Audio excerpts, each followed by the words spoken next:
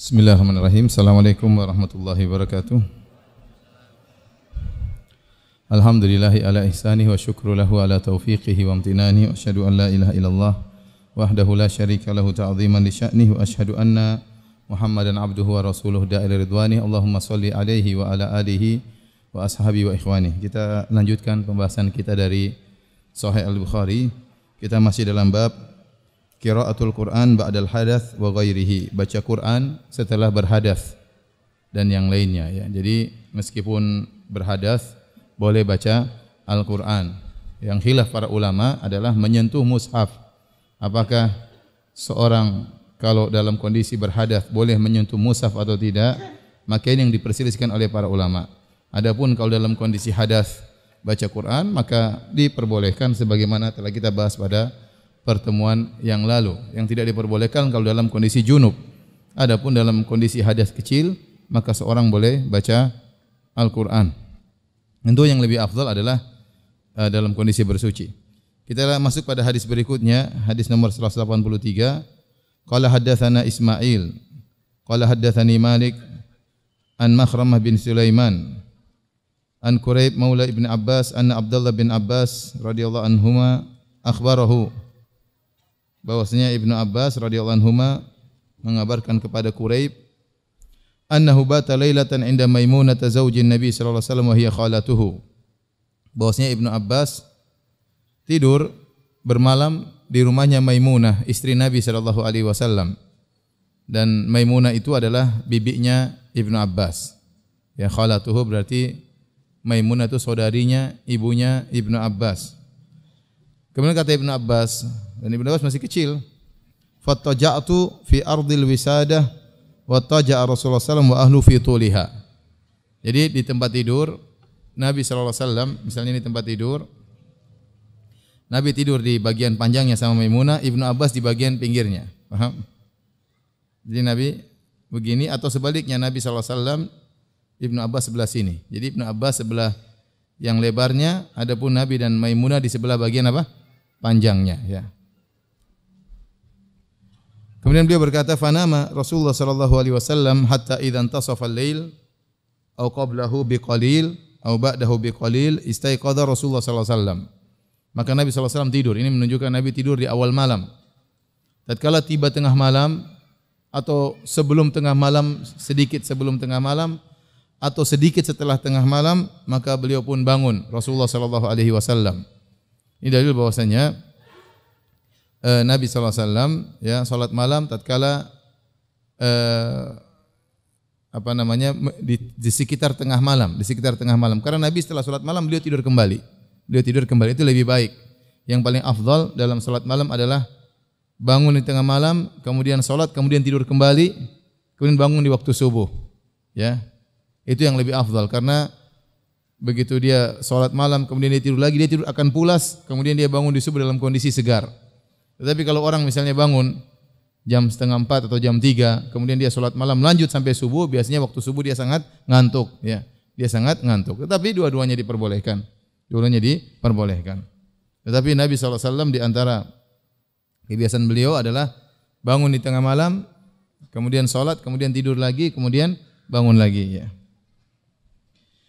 Kemudian Rasulullah SAW bangun, fajalasa yamsahun nauma an wajhihi biyadihi. Kemudian Rasulullah SAW mengusapkan wajahnya di tangannya, di wajahnya. Dan ini kata para ulama dalam rangka menghilangkan rasa kantuk, Tsumma qara'a al-ashral ayat al-khawatim min surati Ali Imran. Kemudian Nabi sallallahu alaihi wasallam bacakan 10 ayat terakhir dari surat Ali Imran yang dimulai dari firman Allah, inna fi khalqis samawati wal ard, ya, wa ikhtilafil laili wan nahari la ayatin li ulil albab, dalam surat Al-Imran ayat 190 dan seterusnya sampai 10 ayat yang terakhir sampai selesai. Dan ini juga sunnah bagi seorang bangun malam untuk membaca ayat-ayat tersebut.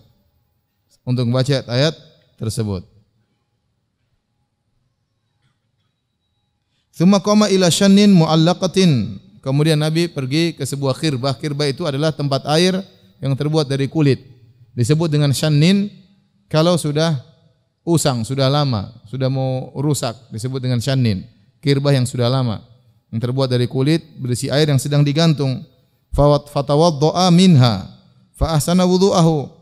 Lalu Nabi SAW berwudu dari kirbah tersebut, dari air tersebut, dan dia baguskan wudunya. Kata para ulama yang dalil, kirbah itu biasanya tempat air minum, digantungkan sehingga mudah untuk apa? Minum, ya. Ini dalil kata sebagian ulama bahwasanya boleh berwudu dengan air minum kalau memang air minum tersebut banyak. Dan contoh seperti boleh berwudu dengan air Zam-Zam. Kalau air Zam-Zam itu berlimpah ruah, tidak mengapa berwudu dengan air Zam-Zam. Ya. Kalau seperti di Eropa sana, di Eropa, saya pergi beberapa tempat di Eropa, airnya air keran itu air minum langsung.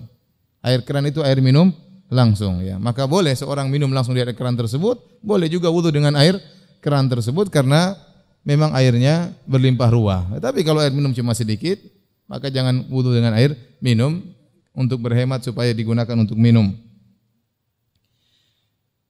Yang jadi perhatian kita di sini, ya, adalah Nabi SAW bangun tidur, beliau langsung baca 10 ayat dari bagian terakhir surat Ali Imran. Dan beliau dalam kondisi tidak berwudu, dalam kondisi berhadas. Ini dalil bahwasanya orang dalam kondisi berhadas boleh baca Al-Quran. Karena Nabi baca 10 ayat tersebut. Kalau ada yang mengatakan, ya Ustadz, Nabi tidur, selama tidur Nabi tidak batal, ya. Karena di antara keistimewaan Nabi SAW adalah Nabi SAW tanam al-ainan, bahwasanya kedua mata beliau tertidur tetapi hati beliau tidak tidur. Tetapi dibantah oleh Ibnu Hajar rahimahullahu taala, bisa saja Nabi tidur dalam kondisi tidak berhadas dan bisa saja berhadas. Ya, ada dua kemungkinan. Namun yang menunjukkan Nabi dalam kondisi berhadas adalah setelah itu Nabi berwudu. Setelah itu Nabi berwudu, ya. Menunjukkan bahwasanya Nabi ketika bangun, Nabi dalam kondisi berhadas dan dia baca Al-Quran. Ini tidak mengapa seorang baca Al-Quran dalam kondisi berhadas, ya, untuk mengingat Allah Subhanahu wa taala. Kalau baca Al-Quran saja boleh dalam kondisi berhadas, selain junub, apalagi hanya sekedar berzikir, apalagi hanya sekedar membaca buku agama, tentu lebih boleh lagi. Tsumma qama yusalli, setelah itu Nabi salat. Qala Ibnu Abbas berkata, "Fakumtu fasana'tu mithla ma sana." Aku pun bangun dan aku pun melakukan seperti apa yang dia lakukan. Aku pun melakukan seperti apa yang beliau lakukan. Dalam riwayat yang lain, Ibnu Abbas diam-diam, dia tidak ingin Nabi tahu kalau dia nyusul Nabi sallallahu alaihi wasallam. Maka dia bangun pelan-pelan, diam-diam, ya. Dan dia melakukan seperti apa yang dilakukan oleh Nabi sallallahu alaihi wasallam. Sebenarnya mengatakan di antara dalil bahwasanya boleh membaca Al-Qur'an dalam kondisi berhadas. Pertama dilakukan oleh Nabi sallallahu alaihi wasallam ketika bangun tidur baca 10 ayat ini. Kalaupun dikatakan Nabi tidak batal wudunya, Nabi tidak dalam kondisi berhadas, maka Ibnu Abbas jelas berhadas. Karena Ibnu Abbas tidur dan dia pulas. Namanya tidur itu membatalkan apa? Wudu jika pulas, dan ini dengan kesepakatan para ulama. Dan dia mengatakan aku pun mengikuti apa yang dilakukan oleh Nabi. Berarti dia juga baca 10 ayat tersebut. Zahir hadis ini dia mengatakan aku pun mengikuti apa yang dikerjakan oleh Nabi. Berarti dia juga baca ayat-ayat tersebut dalam kondisi berhadas. Kemudian dia pun wudu sebagaimana Nabi SAW. Tsumma dhahabtu fakumtu ila jambihi. Kemudian aku pun berdiri di sebelah kirinya. Di sebelah kiri siapa? Nabi SAW. Fa wada'a yadahu al-yumna ala ra'si. Maka dia pun meletakkan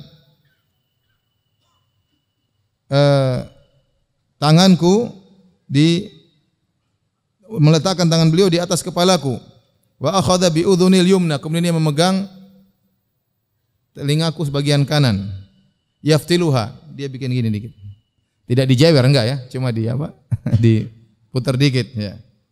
Yaitu disuruh pindah ke sebelah apa? Kanan. Disuruh pindah sebelah kanan. Fa shalla rak'ataini, maka Nabi pun salat 2 rakaat. Ibnu Abbas bermakmum kepada Nabi sallallahu alaihi wasallam.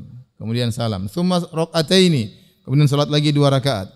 Tsumma rak'ataini, berapa itu? 1 2 3. 2 rakaat yang ketiga. Tsumma rak'ataini, 2 rakaat yang keempat. Tsumma raka'ataini, 2 rakaat yang kelima. Tsumma raka'ataini, 2 rakaat yang keenam. Tsumma autara, kemudian 1 rakaat. Berapa rakaat totalnya? 13. Tsumma taja'a, kemudian beliau tidur lagi, berbaring lagi. Hatta atahul muadzin. Kemudian sampai datang muadzin, yaitu azan subuh. Faqama fa shalla raka'ataini khafifatain. Kemudian beliau bangun dan beliau tidak batal. Kemudian beliau salat 2 rakaat yang ringan, yaitu salat qabliyah subuh. Tsumma kharaja fa shalla subha. Kemudian dia pun keluar dari rumah menuju salat subuh. Hadirin dan hadirat yang dirahmati Allah Subhanahu wa taala, yang jadi fokus kita dalam hadis ini yaitu bolehnya membaca Al-Qur'an meskipun dalam kondisi berhadas, Jadi tidak mengapa. Yang saya katakan tadi yang diperselisihkan adalah apakah orang berhadas boleh memegang Al-Qur'an atau tidak, memegang mushaf atau tidak, itu yang diperselisihkan, ya. Dan ini juga dalil bahwasanya boleh salat malam berjamaah terkadang. Ya, tidak boleh dijadikan sebagai suatu ratibah, suatu yang rutinitas. Karena salat malam berjamaah rutinitas hanya dikerjakan di bulan Ramadan yang disebut dengan salat tarawih. Adapun selain di bulan Ramadan, boleh seorang salat berjamaah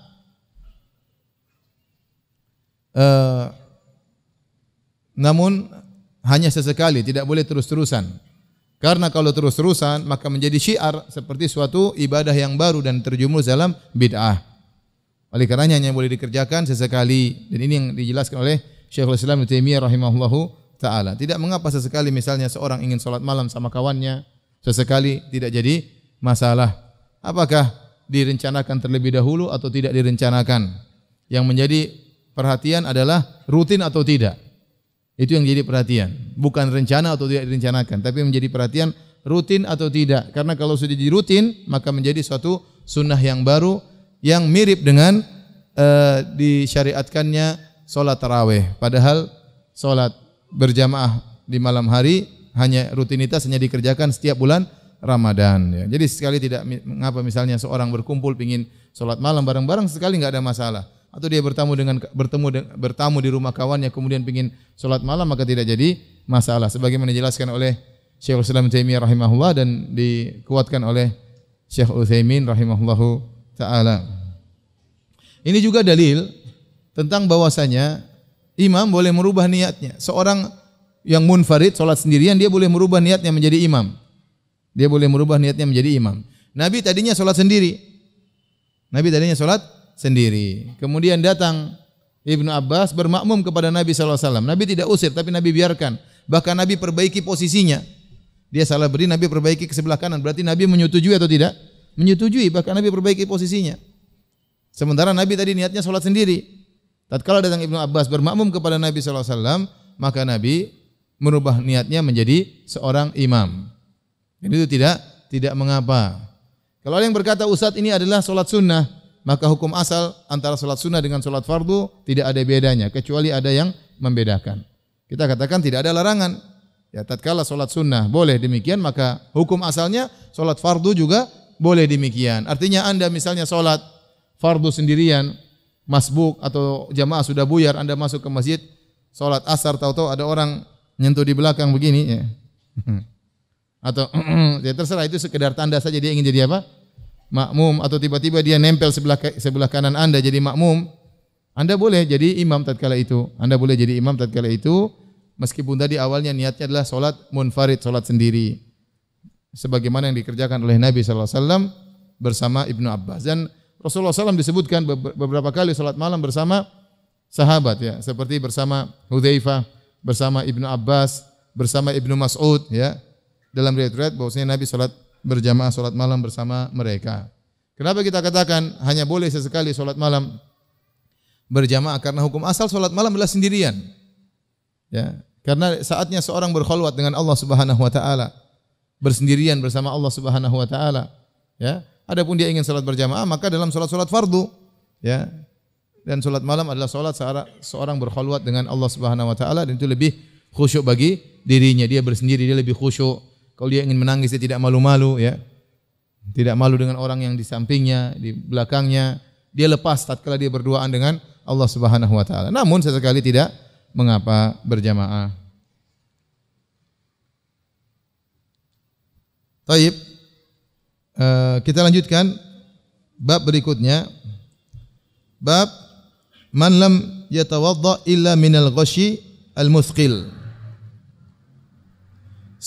Bab tentang seorang tidak perlu berwudu, artinya tidak batal wudunya sehingga dia tidak perlu berwudu kecuali kalau dia al-ghasyi, yaitu dia pingsan, al-muthqil yang berat, artinya benar-benar pingsan lama baru dia batal wudunya. Ini pembahasan tentang apakah pingsan batalkan wudu atau tidak. Kita katakan batal wudu di antaranya adalah keluarnya ma kharaja minas sabilain, minal qubul wad dubur. Yang membatalkan wudu di antaranya yang keluar di depan maupun belakang. Dari depan misalnya buang air kecil, dari belakang misalnya buang angin dan buang air besar. Ini membatalkan wudu. Adapun tidur tidak dikatakan membatal wudu. Tadi kita sebutkan Nabi tidur dan Nabi bangun, enggak ada masalah, Nabi langsung salat. Saya lupa tadi di antara sunnahnya juga salat sunnah 2 rakaat yang ringan tatkala hendak salat subuh. Jadi salat qobliyah itu dikerjakan dengan apa? Ringan, jangan lama-lama ya. Artinya baca Al-Fatihah, kemudian surat pendek Qul ya ayyuhal kafirun, kemudian ruku sekedarnya cuma subhana rabbiyal a'la, subhanal azim 3 kali misalnya. Kemudian i'tidal biasa, kemudian sujud subhana rabbiyal a'la 3 kali ya. Seperti itu. Jadi namanya salatnya apa? Ringan. Sampai Aisyah berkata, apakah Nabi baca Al-Fatihah atau tidak? Berarti Nabi memang bacanya ringan, artinya tidak dipercepat bacanya tidak, tapi salatnya tidak dilama-lamakan. Di antara salat-salat yang diringankan seperti 2 rakaat sebelum subuh. Di antara salat-salat yang diringankan seperti kalau Anda masuk masjid salat Jumat, imam sedang khutbah, maka salat jangan lama-lama. Karena tujuan Anda adalah ingin mendengar khutbah. Maka Anda yang penting salat supaya bisa duduk tanpa bersalah, yaitu salat 2 rakaat sebelum apa? Duduk di masjid. Maka salatnya dipercepat, jangan lama-lama. Kemudian di antaranya juga misalnya salat 2 rakaat setelah tawaf.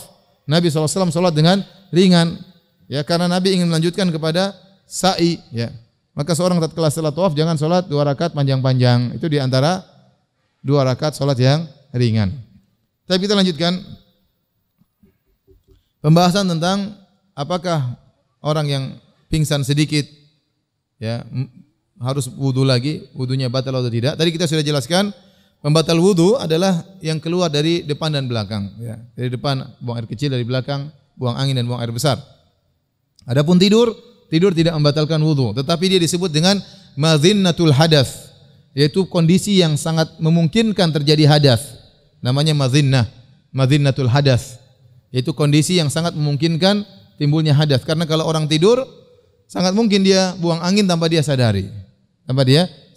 Oleh karenanya Rasulullah SAW bersabda, Inna al-ainain wika'us sah, fa idza namatil ainan istatlaq as-sah, atau kama qala Nabi sallallahu alaihi wasallam, ya.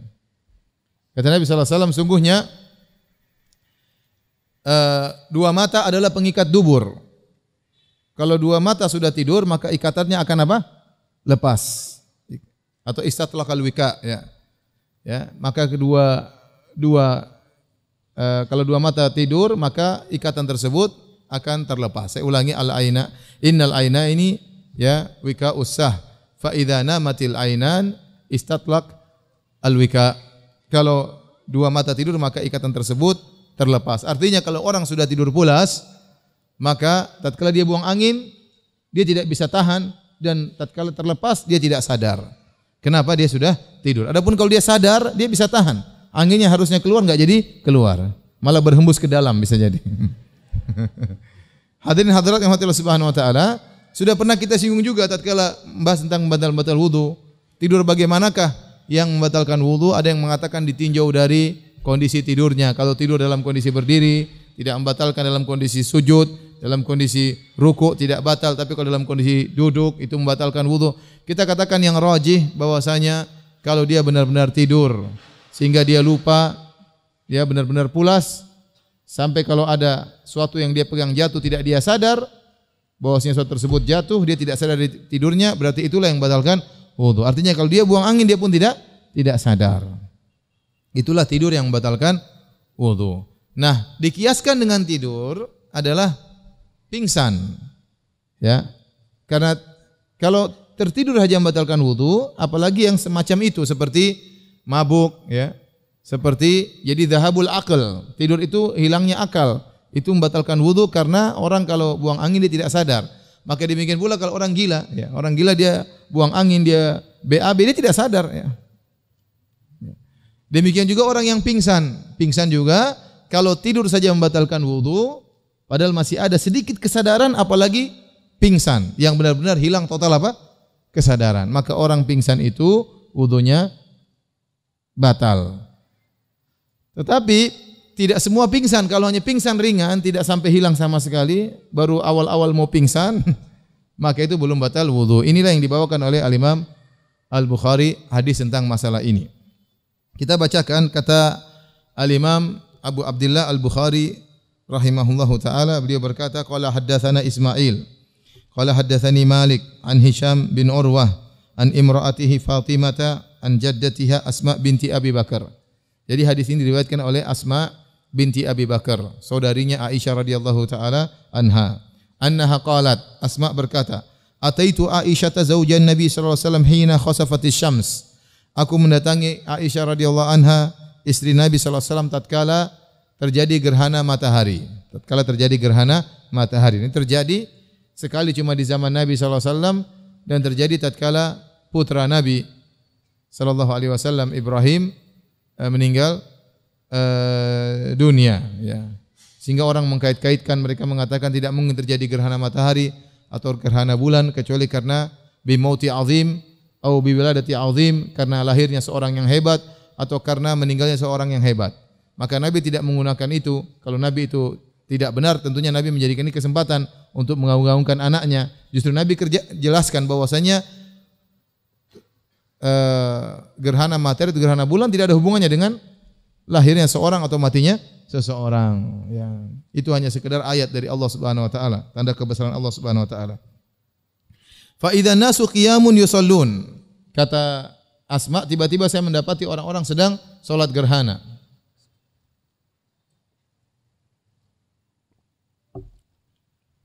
Mereka salat berjamaah.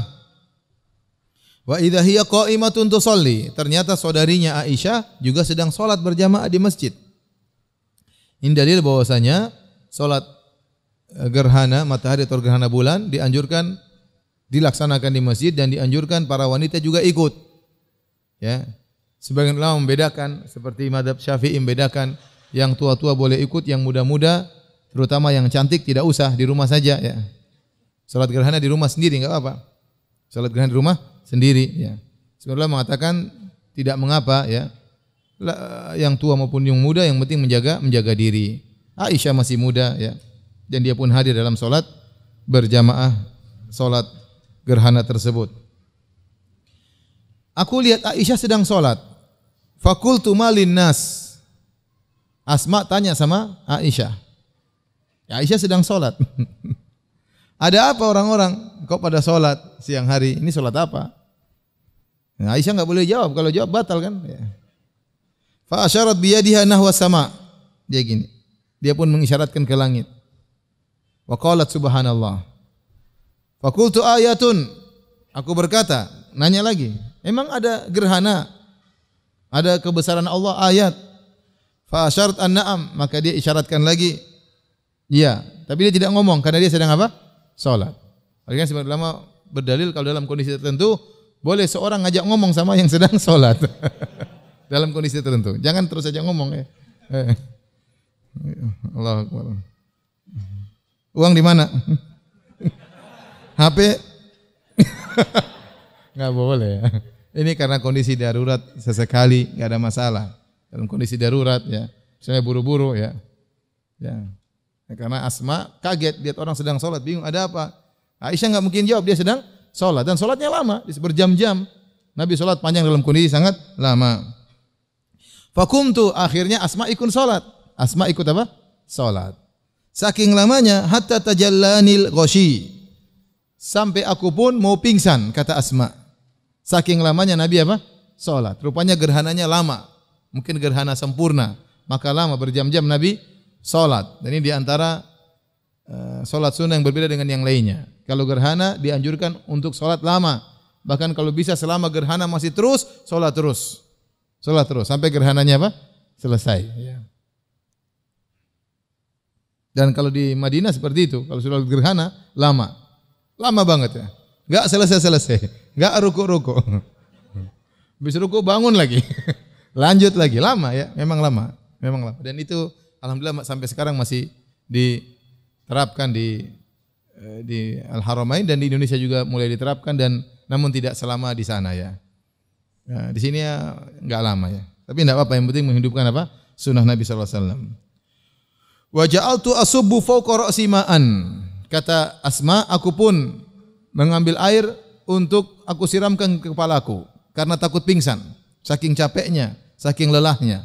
Takut apa? Dia setengah-setengah pingsan karena dia mengatakan hatta tajallanil ghasyu, sampai aku diliputi oleh ketidaksadaran. Berarti dia setengah-setengah pingsan. Inilah yang dijadikan dalil oleh Imam Bukhari dalam bab ini bahwasanya kalau hanya sekedar pingsan-pingsan ringan maka tidak membatalkan wudu. Yang membatalkan wudu kalau pingsan total, benar-benar lupa, itulah yang membatalkan apa? Wudu. Dan ini juga dalil bahwasanya orang yang salat boleh bergerak kalau ada perlunya. Kalau tidak, dia ambil air siram kepala. Ini gerak atau bukan? Gerakan. Asma ngambil air siram ke kepalanya supaya tidak pingsan dan bisa melanjutkan salatnya dan wudu dan salatnya tidak batal. Jadi kalau ada kita keperluan dalam gerakan, dalam salat untuk bergerak, maka tidak apa-apa. Ya, terkadang gerakan tersebut wajib. Contoh seorang salat kemudian tiba-tiba dikasih tahu bahwasanya kiblat salah, dia ternyata salah menghadap kiblat, maka dia harus segera rubah dan itu hukumnya wajib. Bisa jadi gerakan tersebut sunnah. Contohnya saf di depan ada orang yang batal keluar, maka dia maju untuk menutup bolongnya saf ya.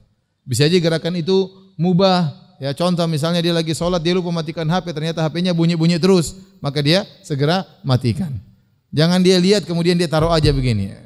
Akhirnya orang terganggu satu masjid. Ya, dan itu sangat mengganggu HP yang bunyi. Ya, makanya kalau orang mau sholat, cek HP di silent atau di off-kan. Ya, jangan sampai bunyi mengganggu orang-orang di sekitar. Ini gerakan yang diperbolehkan. Contohnya seperti ini. Karena dia takut dia pingsan, maka dia siram air di kepalanya agar tidak pingsan. Ini gerakan yang diperbolehkan. Ya. Kemudian gerakan yang makruh yang enggak ada, yang tidak ada manfaatnya. Contoh bergerak sambil misalnya goyang-goyang songkok misalnya, ya. Atau kalau orang Saudi terkadang pakai simaknya dibegini-beginiin, ya, misalnya, ya. Enggak ada perlunya misalnya, ya. Misalnya seorang sambil salat kemudian lihat-lihat jam, imamnya lama banget ya misalnya. Sebagian mereka salat sambil ngupil, habis itu upilnya dilihat lagi ya. Ini gerakan-gerakan yang makruh yang tidak ada manfaatnya. Kalau terlalu banyak maka membatalkan salat. Kalau terlalu banyak membatalkan salat ya. Adapun yang dilakukan oleh Asma, inilah gerakan yang diperbolehkan karena dia tidak ingin pingsan dan dia ingin menghadiri salat gerhana. Falamman sarafa Rasulullah sallallahu alaihi wasallam, setelah Rasulullah sallallahu selesai salat, hamidallahu asna alaihi, maka Nabi pun memuji Allah dan menyanjung Allah Subhanahu wa taala. Tsumma qala, kemudian Nabi berkata, "Ma min syai'in kuntu lam arahu illa qad ra'aituhu fi maqami hadza." Tidak ada satu perkara pun yang sebelumnya aku belum lihat, sekarang aku lihat di saat ini. Hatta al-jannata wan nar, aku lihat di tempat salatku itu sampai aku lihat surga dan neraka. Ya, disebutkan dalam riwayat yang lain Nabi lihat, disitulah Nabi melihat Amr bin Luhai al-Khuzai yajuru qasbahu fin nar. Amr bin Luhai al-Khuzai menggeret ususnya di neraka jahanam karena dia yang pertama kali mengkeramatkan onta dan kambing-kambing dan dia pertama kali membawa kesyirikan di Jazirah Al-Arab. Kemudian juga dia melihat imra'atun dakhalat imra'atun nar fi hirratin habasatha la hiya at'amatha wa la hiya tarakatha ta'kulu min khashashil ard. Beliau juga melihat seorang wanita yang masuk neraka gara-gara seekor kucing yang dia kekang, tidak dikasih makan sampai akhirnya mati ya.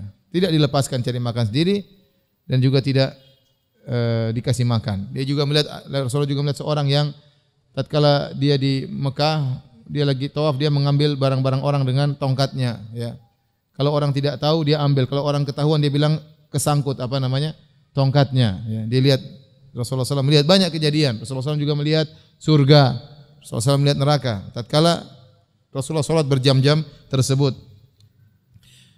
Kemudian Nabi berkata, "Walaqad uhiya ilayya," dan telah diwahyukan kepadaku, "annakum tuftanuna fil kubur mithla au qariban min fitnati dajjal." Telah diwahyukan kepadaku bahwasanya kalian itu akan mendapat fitnah. Fitnah artinya adalah ujian. Artinya adalah ujian. Fitnah kubur artinya pertanyaan mungkar dan nakir. Jadi dalam kubur ada namanya fitnah kubur, ada namanya azab kubur.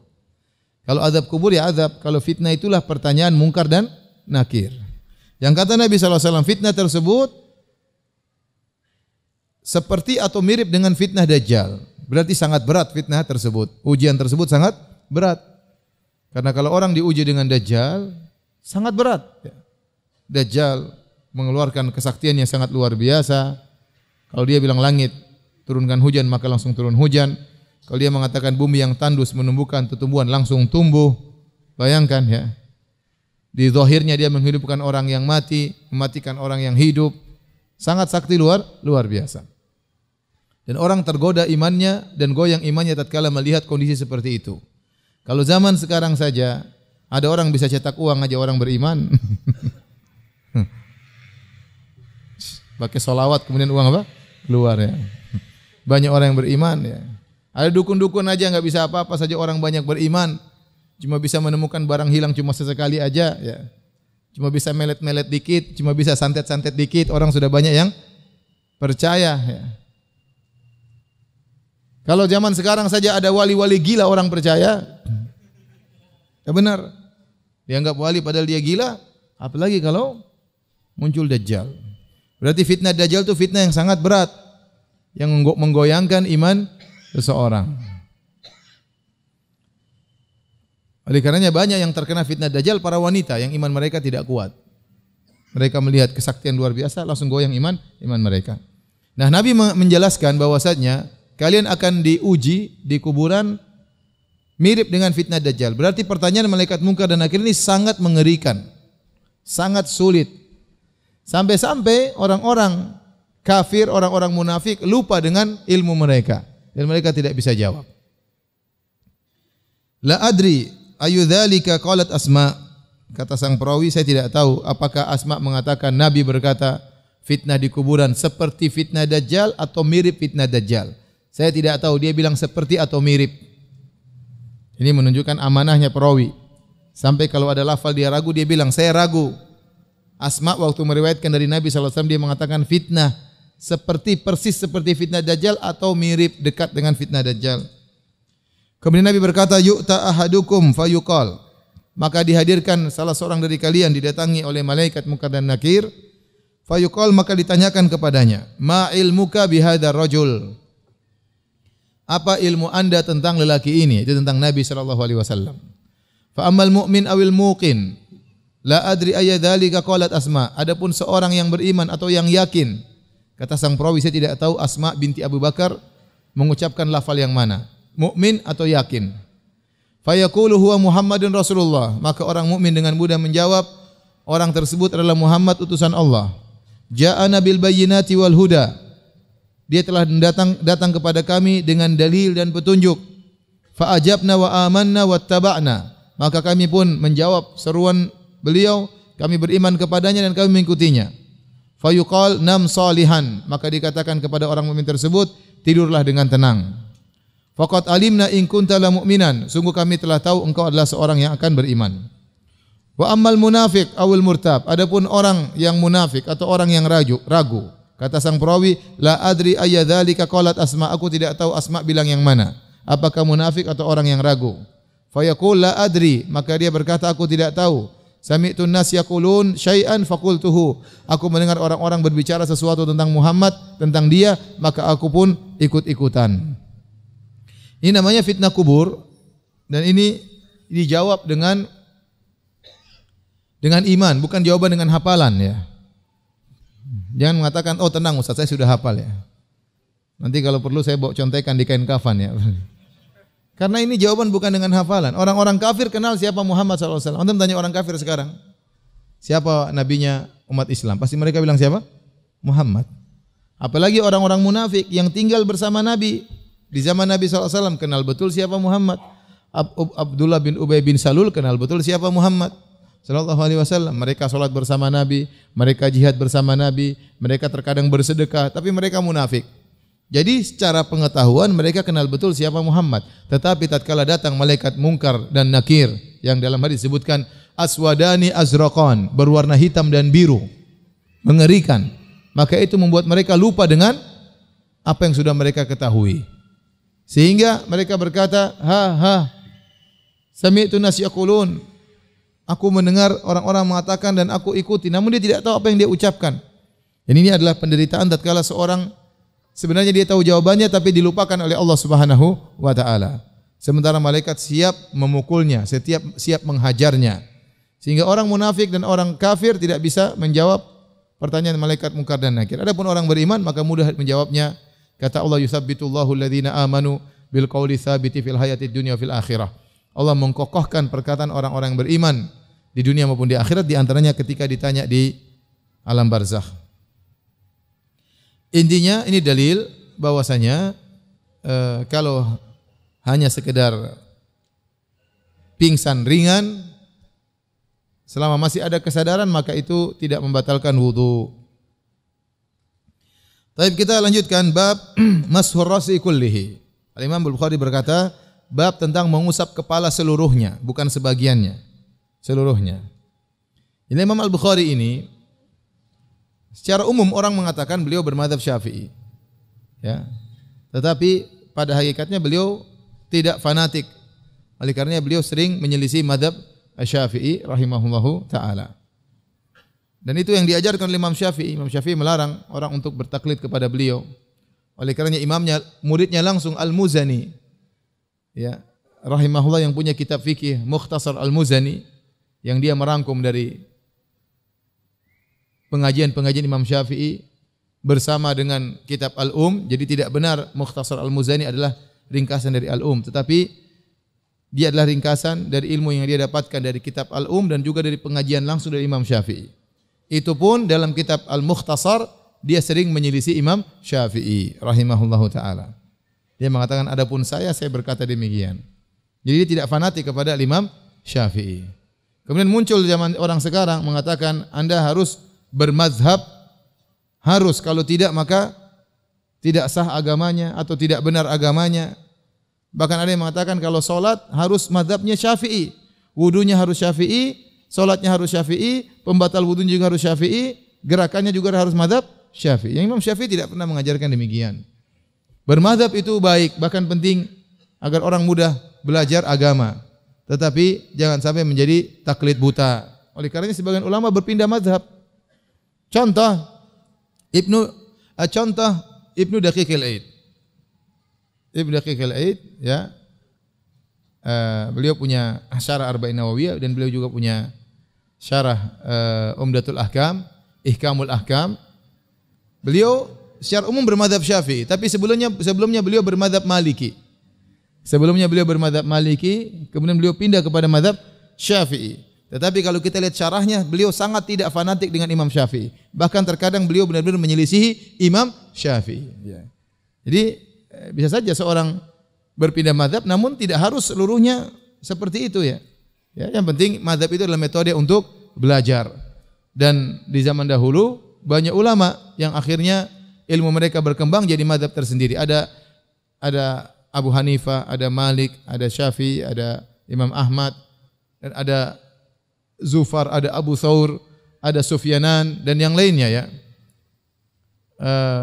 Mereka masing-masing itu punya madzhab tersendiri. Ada Ishaq bin Rahuya punya madzhab tersendiri. Cuma madzhab mereka tidak berkembang. Kenapa? Karena murid-murid mereka tidak mengembangkan ilmunya.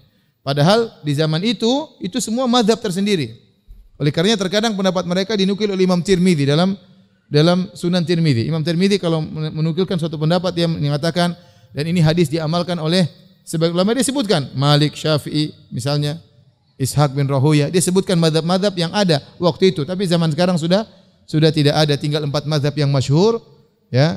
Namun mereka tidak pernah mengajarkan taklid sama sekali ya. Oleh karenanya Imam Syafi'i yang pernah belajar kepada Imam Malik tidak taklid sama Imam Malik.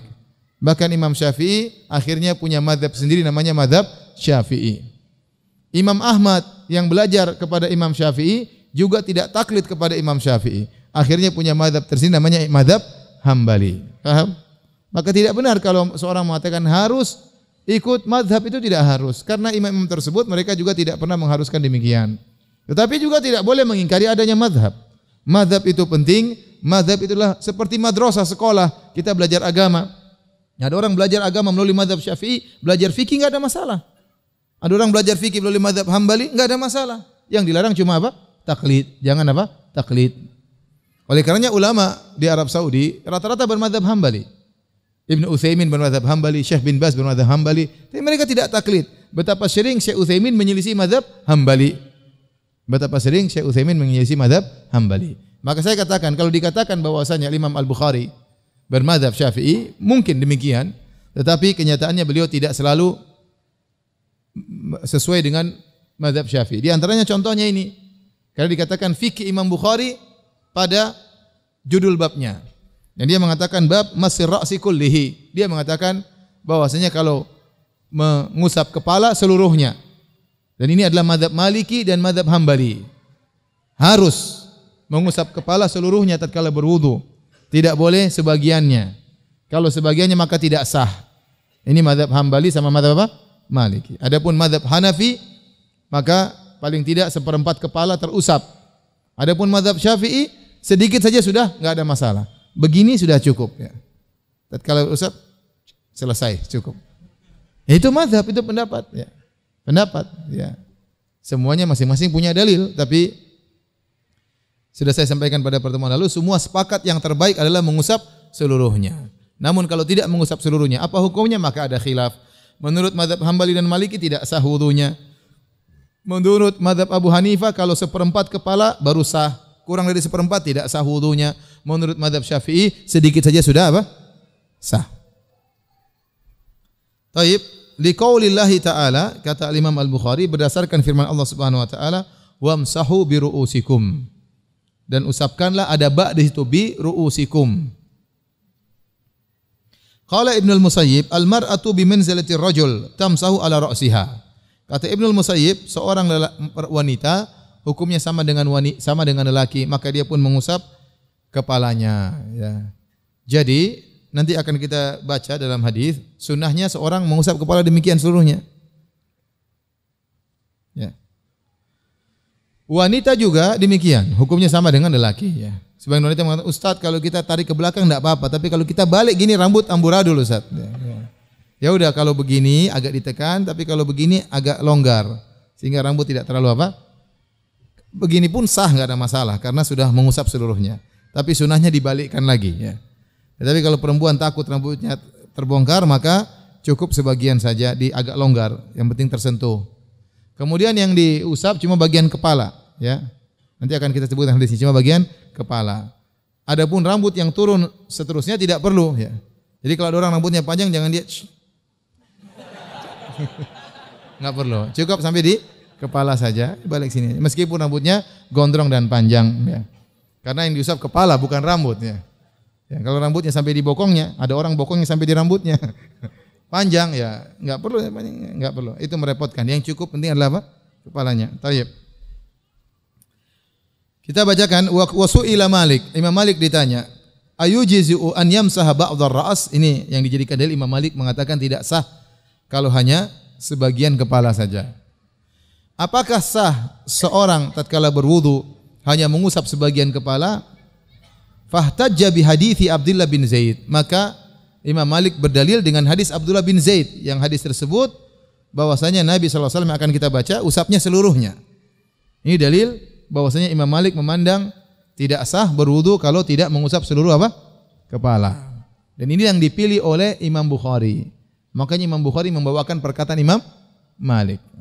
Dia menyelisih Imam Syafi'i dalam hal ini. Karena Imam Syafi'i mengatakan boleh sebagian dalam kitab Tapi kita bacakan Al-Imam Al-Bukhari rahimahullah berkata, qala haddatsana Abdullah bin Yusuf. Qala akhbarana Malik an Amr bin Yahya Al-Mazini an abihi anna rajulan qala li Abdullah bin Zaid. Ada seorang berkata kepada Abdullah bin Zaid, huwa jaddu Amr bin Yahya. Atastati'u an turiyani kaifa kana Rasulullah sallallahu alaihi wasallam yatawadda? Dia ditanya, apakah kau bisa menunjukkan kepadaku bagaimana Nabi sallallahu alaihi wasallam berwudu? Faqala Abdullah bin Zaid, maka Abdullah bin Zaid radhiyallahu anhu berkata, "Na'am, saya bisa." Karena dia pernah lihat. Fada'a bima'in, maka dia pun minta didatangkan air. Fa afraga ala yadihi fa ghassala marratain, maka dia pun mengusapkan kepada tangannya, dia cuci 2 kali. Dalam riwayat 3 kali dan 2 kali, jadi bebas. Terkadang Nabi cuci 3 kali, terkadang Nabi cuci berapa kali? 2 kali. Tsumma tamatmadha wastanthara salasan. Kemudian Nabi sallallahu alaihi wasallam berkumur-kumur dan mengeluarkan air dari hidungnya, istinthar 3 kali. Dalam riwayat yang lain, tamatmadha wa tanthara bi kaffin wahidatin fa'alaha salasan. Dalam riwayat yang lain, Nabi mengambil air dengan 1 tangan sekaligus untuk berkumur-kumur dan menghirup air di hidung. Jadi caranya sebagian dimasukkan, sebagian disemprotkan sekali. Ambil lagi untuk kedua kali. Sekalian dimasukkan mulut, kumur-kumur, sekalian sebagian dihirup di hidung, kemudian dikeluarkan. Kemudian yang ketiga, ya. Begitu caranya. Itu sunnahnya demikian. Sebagian dijelaskan oleh Ibnu Hajar. Ibnu Hajar menyebutkan riwayatnya. Tsumma ghassala wajhahu salasan. Kemudian setelah itu Nabi mencuci wajahnya 3 kali. Harus wajah sebagaimana sudah kita sebutkan. Al-wajah, namanya wajah, ma tahsulu bihi al-muwajahah, yaitu yang terjadi hadap-hadapan, itulah wajah. Inilah wajah, ya. Dari sini, ya. Ini namanya semua wajah. Sampai di sini, sampai ujung. Ini bukan wajah, ya. Ini kalau tidak diusap tidak ada masalah. Di bagian sini tidak diusap. Yang penting ini semua diusap. Harus diusap, harus kena air, ya. Harus kena air, ya. Harus dibasuh. Yang belakang sini enggak, karena ini bukan apa? Bukan wajah, ya.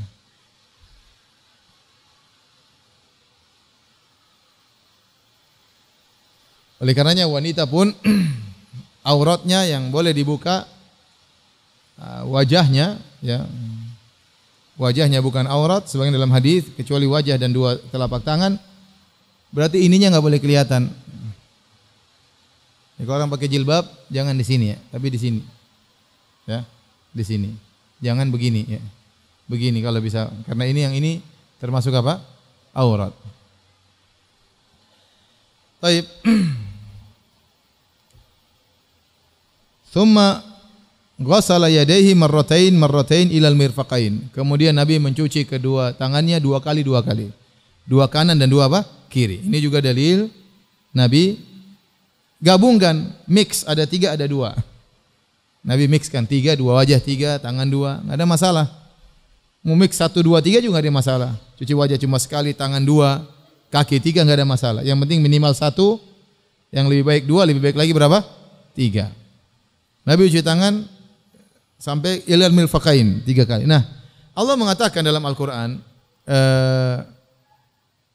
wa aydiyakum ilal marafiq. Kata Allah Subhanahu wa taala, idza qumtum ila sholati faghsilu wujuhakum. Kalau kalian hendak salat maka cucilah wajah-wajah kalian.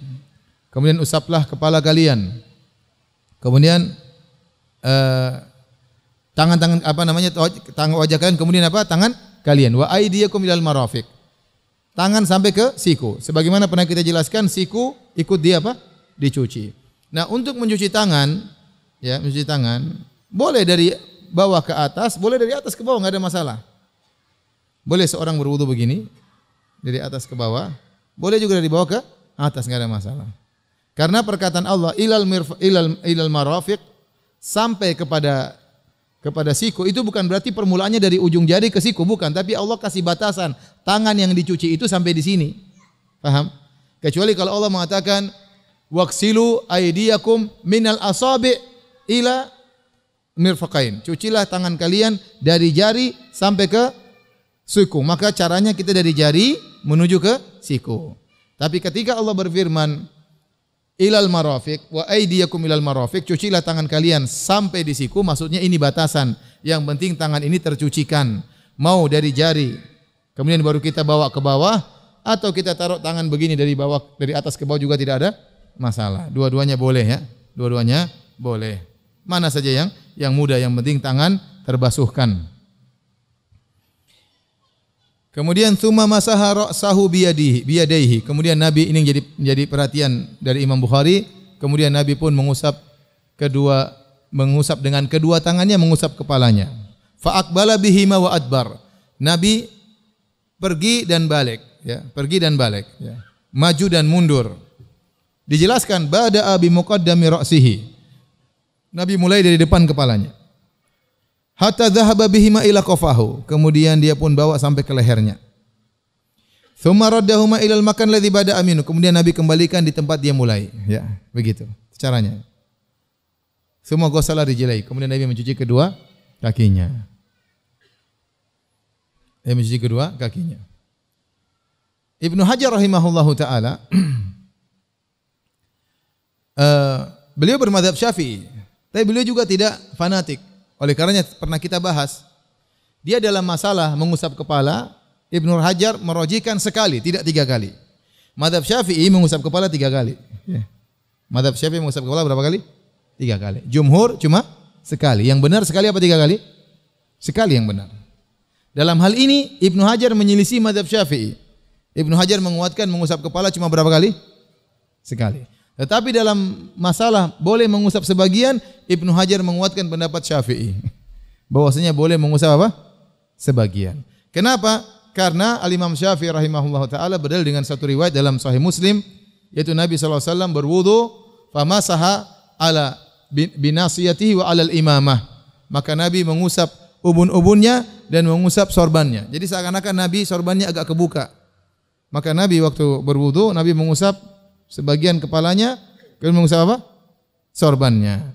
Kata Imam Syafi'i, kalau hadis ini sahih, dan hadisnya sahih dalam Sahih Muslim kalau tidak salah ya, itu berarti boleh mengusap cuma sebagian apa? Kepala. Karena Nabi pernah mengusap cuma sebagian kepalanya, itu ubun-ubunnya.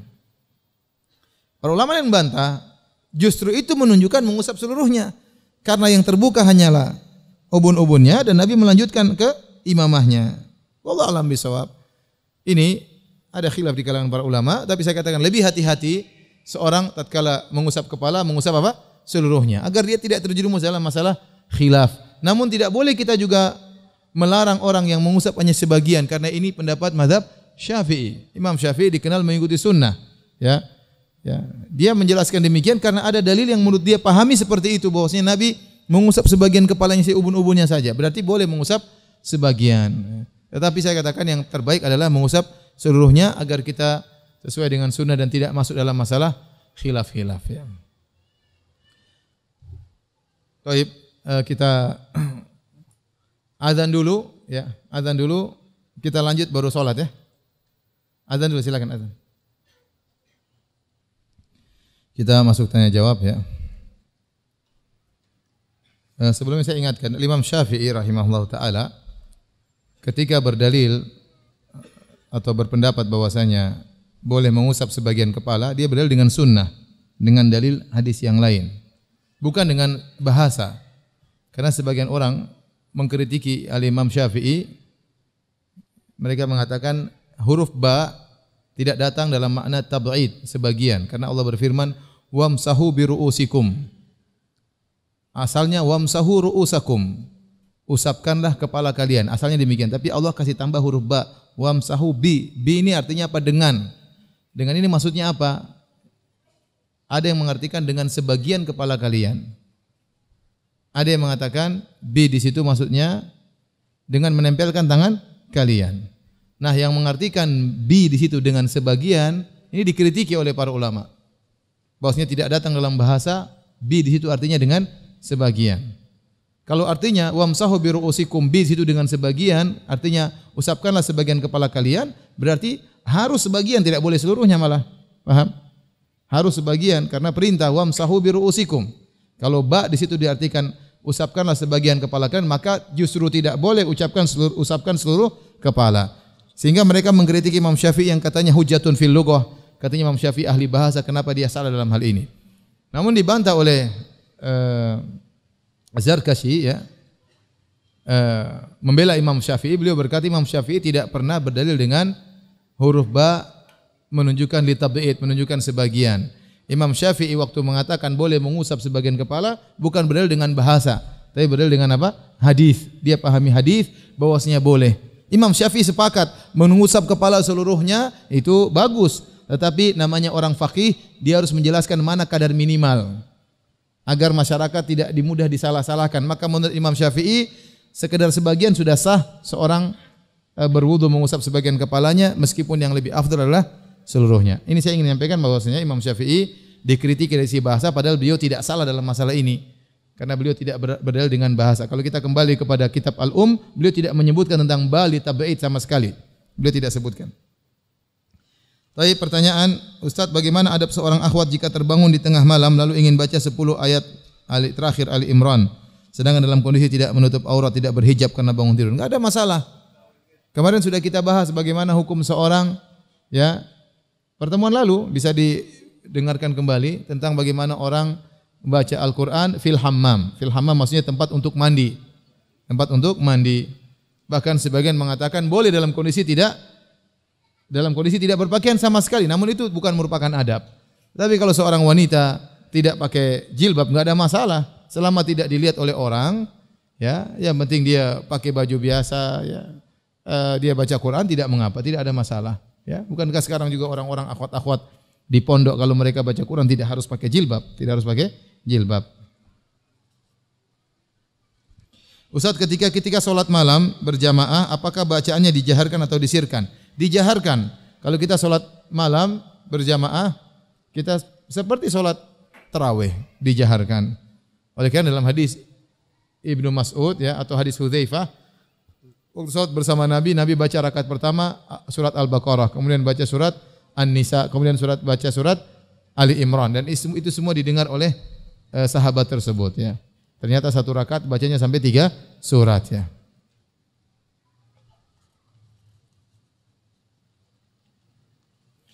Di rumah saya toilet dan kamar mandi satu ruangan. Ketika saya hendak berwudu, saya berwudu di ruangan itu karena hanya ruangan itu saja saya bisa berwudu. Sahkah wudu saya? Tidak ada masalah, wudu di mana saja.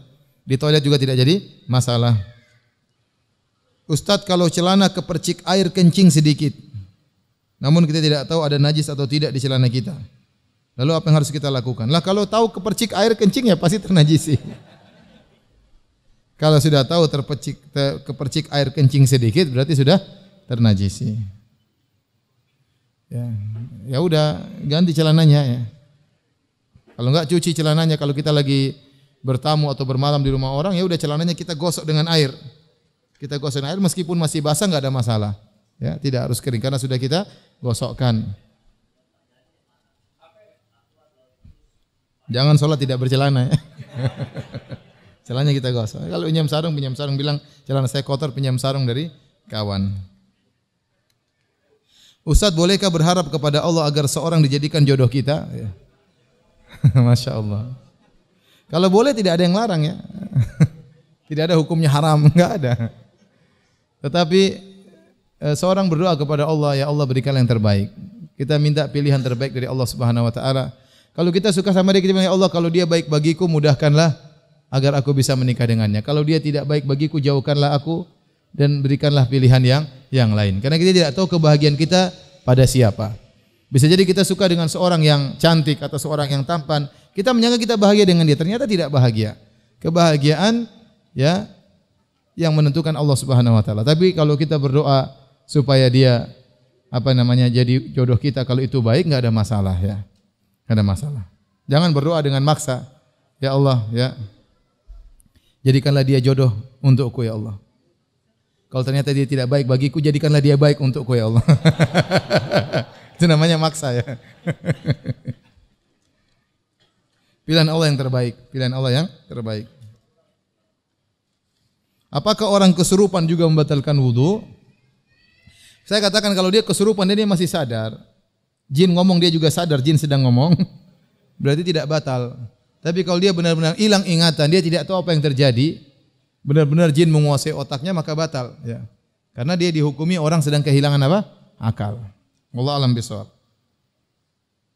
Apakah waktu berwudu boleh berbicara atau ngobrol? Tidak ada larangan. Adapun hadis yang melarang, hadisnya semua lemah. Ya. Boleh berbicara sambil apa? Berwudu sambil berbicara. Namun asalnya kita tidak usah berbicara. Tapi kalau berbicara pun tidak mengapa. Ya. Kalau bicara pun tidak mengapa. Bagaimana kalau di saat sedang sholat kita menahan buang angin? Apakah sholatnya sah? Selama anginnya tidak berhembus, sah. Ya. Tetapi itu makruh hukumnya. Ya. Bahkan sebagian ulama mengatakan haram, tetapi sholat tetap apa? Sah. Ya. Demikian saja kajian kita. InsyaAllah kita lanjutkan pekan depan. Subhanakallah bihamdik. Asyhadu an la ilaha illa anta astaghfiruka wa atubu ilaik. Assalamualaikum warahmatullahi wabarakatuh.